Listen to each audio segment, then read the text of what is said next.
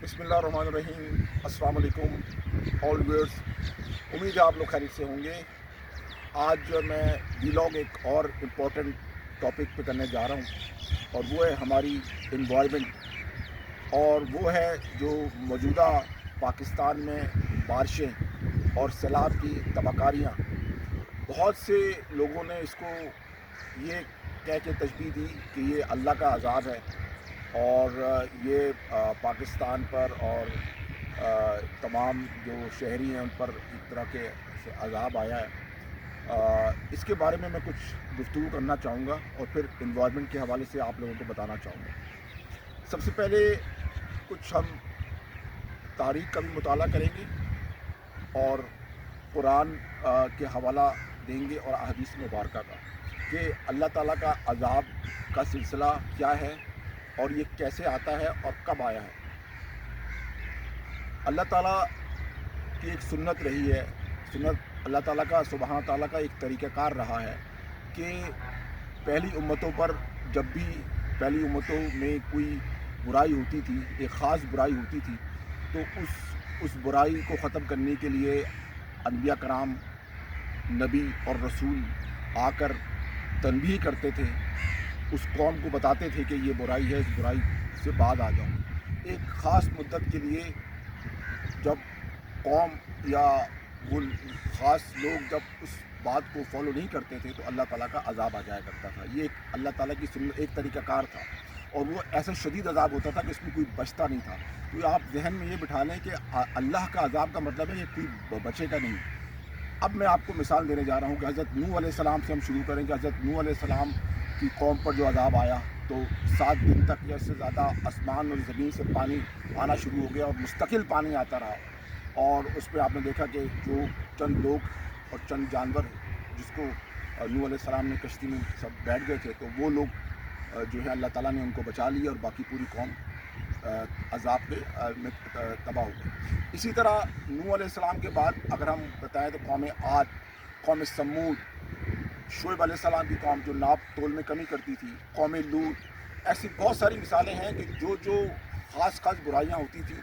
अल्लाह ताला का अज़ाब आ जाया करता था। अब जब हुज़ूर पाक सल्लल्लाहु अलैहि वसल्लम के हम उम्मती हैं, हुज़ूर पाक सल्लल्लाहु अलैहि वसल्लम की बात के बाद अल्लाह ताला ने अपनी ये सुन्नत, ये तरीक़ेकार रोक दिया, यानी कि अज़ाब का सिलसिला ख़त्म कर दिया। अब जो हम कहते हैं कि अज़ाब आ रहा है, अज़ाब आ रहा है, ये नहीं कहना चाहिए, क्योंकि अगर अज़ाब आएगा तो हम में से कोई नहीं बचेगा। और उसकी मिसाल आप ये समझ लें कि इस वक्त मौजूदा दौर में दुनिया में इस कुर्रास पर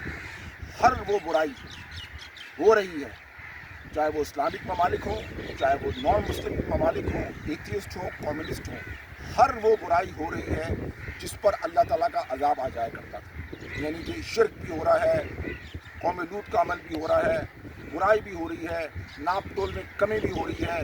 तमाम हर वो बुरा काम हो रहा है जिस पर अल्लाह ताला का अज़ाब आ जाया करता था। नाफरमानियाँ हो रही हैं, एक ख़ास तरीक़ाकार तमाम चीज़ें वो हो रही हैं,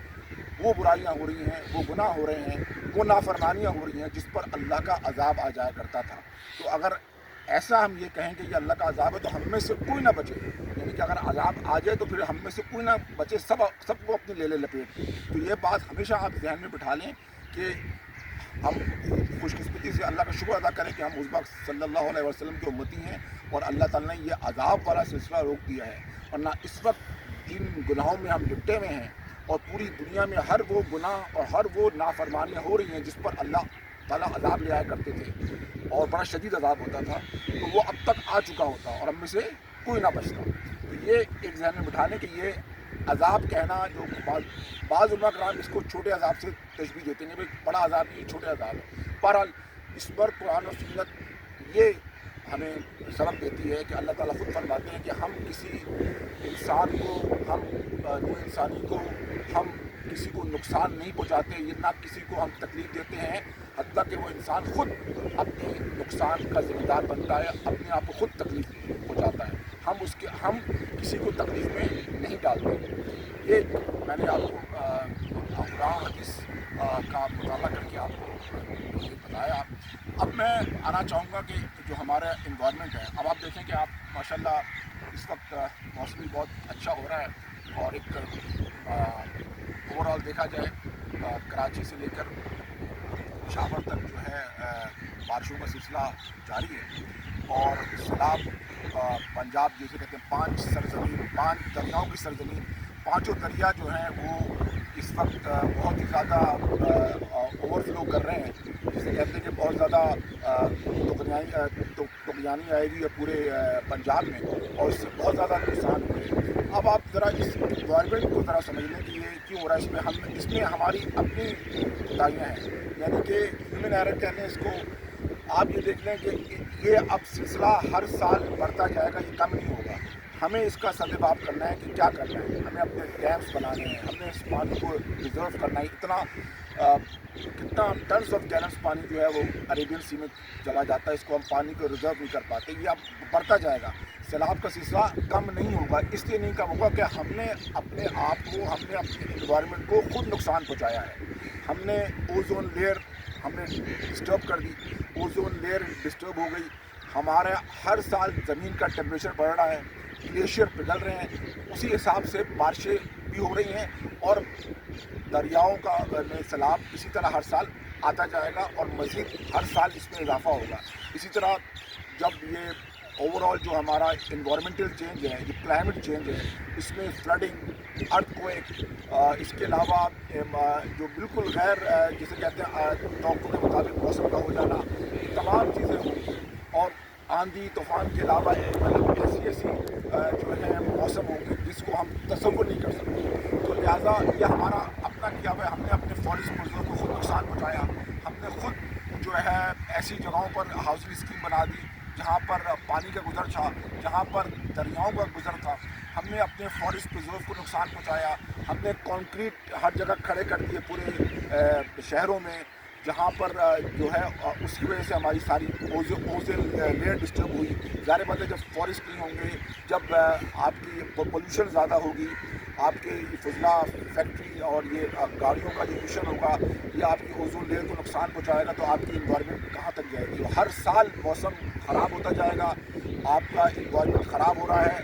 کلائمیٹ چینج کا نقصان پاکستان کو بہت زیادہ ہو رہا ہے، اور ممالک بھی اس کی ڈبیٹ میں، مگر پاکستان بہت زیادہ ہے۔ اگر ہم نے اپنی انوائرمنٹ پر توجہ نہ دی تو آنے والے سالوں میں پاکستان کو ایگریکلچر جو ہے پاکستان کنٹری ہے وہ مزید اس کو نقصان ہو سکتا ہے۔ لہذا حکومت کو چاہیے، ورلڈ انوائرمنٹ کو چاہیے کہ اس پر توجہ دیں، اور اس طرح کی پالیسی بنائیں کہ ہماری ہیلدی انوائرمنٹ کو نقصان نہ پہنچے۔ تو یہ سمجھ لیں کہ یہ جو سلسلہ ہے، یہ اس کو عذاب کہنا یہ صحیح نہیں ہے، یہ ہماری اپنی کوتاہیاں ہیں، ہماری اپنی جو ہم نے بیج بویا وہ آج ہم دیکھ رہے ہیں کہ ہم نے اپنی انوائرمنٹ کو خراب کیا، ہم نے جو ہے خود نقصان پہنچایا، ہم نے اپنی انوائرمنٹ کو صحیح کرنے کے لیے جو ہے کوئی اقدام نہیں کیے، اور اب یہ سلسلہ ہے کہ بارشیں بھی ہو رہی ہیں، سیلاب بھی آ رہے ہیں، گلیشیئر پگھل رہے ہیں، دریا، اچھا پھر ایسے جگہ پر کنسٹرکشن ہو رہی ہے جہاں پر جس طرح ہم نے دیکھا ایک ریسٹورینٹ بن گیا، وہاں پر لوگ ناشتہ کر رہے ہیں، ناشتے کے بعد تھوڑی دیر کے لیے وہ گئے اپنا سیلفیز بنانے، تو ایک دم دریا کا بہاؤ آ گیا تو ان کو بہا کر لے گیا۔ تو ایسی جگہ پر ہم نے جو ہے ریسٹورینٹ بنا دیے ہیں، ہوٹلس بنا دیے ہیں، ہاؤسنگ اسکیمز بنا دی ہیں، جو دریا کا جگہ ہے، جو دریا اپنی جگہ خود بنائے گا۔ اسی طرح لوگوں کو سمجھنا چاہیے، ہماری حکومت کو سمجھنا چاہیے کہ اس پر ایکشن لیں، اور ایسی تمام ہاؤسنگ اسکیمز، ہوٹلس کو اور ریسٹورینٹس کو ہٹائیں جہاں پر دریاؤں کا بہاؤ ہے، اور ہمیں کلائمیٹ کے حوالے سے ہمیں جو پریڈکشنز ہیں اس کو مزید اسٹرانگ کرنا ہوگا، تاکہ لوگوں کو وقت پر بتا سکیں کہ اس وقت کہاں پر جو ہے کلائمیٹ کا چینج ہوگا، اور کہاں پر جو ہے کس وقت موسم کیسا ہوگا۔ یہ تمام چیزیں ہمیں ظاہر بات ہے، سیٹلائٹ کا دور ہے، ہمیں چیزیں بہت آسانی کے ساتھ پتہ چل جاتی ہیں۔ تو لہٰذا میں امید کرتا ہوں کہ آنے والے وقتوں میں اس انوائرمنٹ چینج جو ہو رہا ہے، کلائمیٹ افیکٹ جو ہو رہا ہے، اس میں پاکستان کی گورنمنٹ، اس میں جو ہے UN یہ تمام جو بڑے ادارے ہیں، یہ اس پر توجہ دیں، اور اس کلائمیٹ کو بہتر بنانے کے لیے اقدام کریں۔ ہمیشہ سے ہم کیا کہ بعض چیزیں جو ہے اللہ تعالیٰ کی طرف سے ہوتی ہیں، اور بعض چیزیں انسان اپنے یہ خود کر دیتا ہے، جس سے وہ نقصان اٹھاتا ہے۔ آپ سب کا بہت شکریہ، میرے نیکسٹ ولاگ کا انتظار کیجیے گا ایک اور نئے ٹاپک کے ساتھ۔ آپ کا بہت شکریہ، جزاک اللہ، تھینک یو۔